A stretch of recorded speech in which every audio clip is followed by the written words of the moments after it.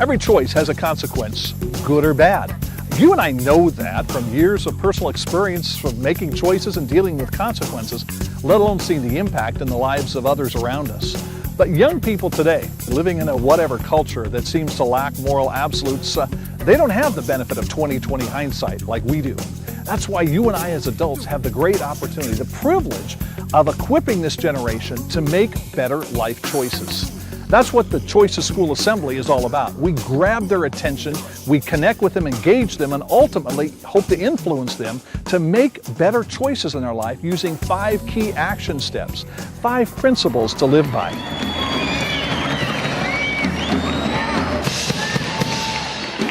We begin every assembly with a drum solo. It connects and engages them in a way that few other things do.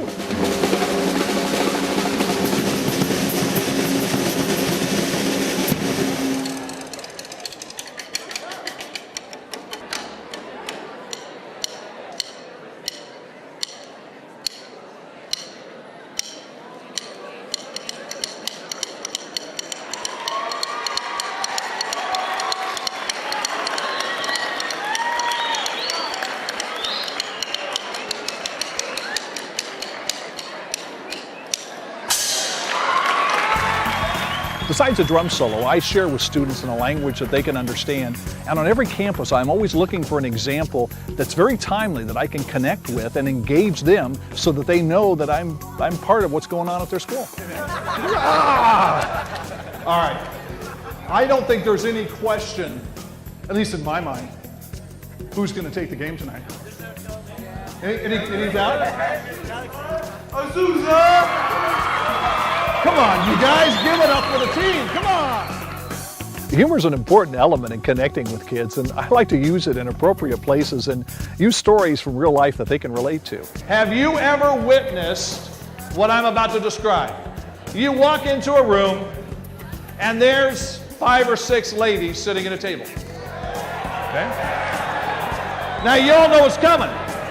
You all know what's coming. Okay, one of them gets up, and she says, I have to go to the bathroom. Would you like to go with me? And they all get up and go. It's like, yo-wee-oh. Ladies, what's up with that?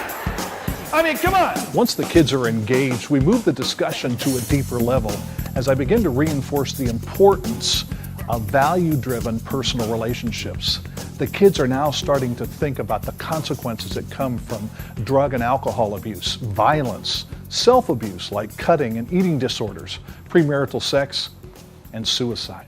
And if you have a friend who has confided in you and they've said they're going to kill themselves, you be the best friend they ever had and you get them help. I know about trust and confidence and all that stuff, but I would rather have a friend that's upset with me because I got them help and saved their life than I would to have to go to another funeral.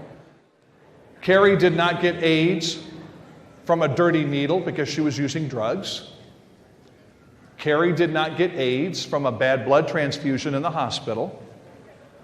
Carrie got AIDS because she wanted a relationship like we all do. We all want to be loved. We all want to have that emotional connection. She wanted this relationship, and this dude comes into her life, and he says, I love you, and I want to show you. But somehow, in his little micro-mini BB brain, he forgot to tell her he was HIV positive. Yeah. By the time Carrie, she found out what was wrong with her body, and she got up the guts to go to the doctor, Carrie lived 3 months. And people, I remember being at her funeral, standing next to her casket. And I was kind of like talking to myself. And it was like, Carrie, you're too young to die. This never should have happened. Men and women, please stop and think about the choices you're making and the consequences. You are not so slick that it ain't gonna stick, okay? Yeah. we spend time looking at 5 important actions essential to making good life choices. Number 1, develop a healthy self-image. You'll make better choices when you learn to like yourself.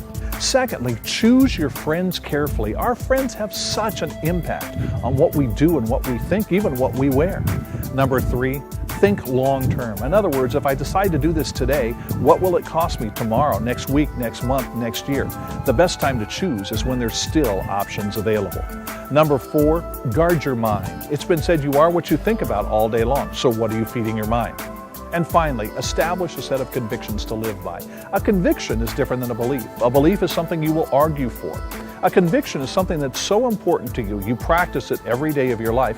It's something you could say you die for. We reinforce these actions by looking at examples from their own lives that cause them to think, that cause them to be challenged, and help them apply positive actions, value-oriented actions, to make good choices in their own lives. Men and women, if you can remember one thing that I share with you today, here it is. Because this summarizes everything we've been trying to say. How you choose to live today will determine how and if you live tomorrow. Thank you for letting me be part of your life. Hope to see you again. Choose wisely and make this world a better place in which to live. Thank you very much. I've dedicated my life to helping young people today make healthy, positive lifestyle choices.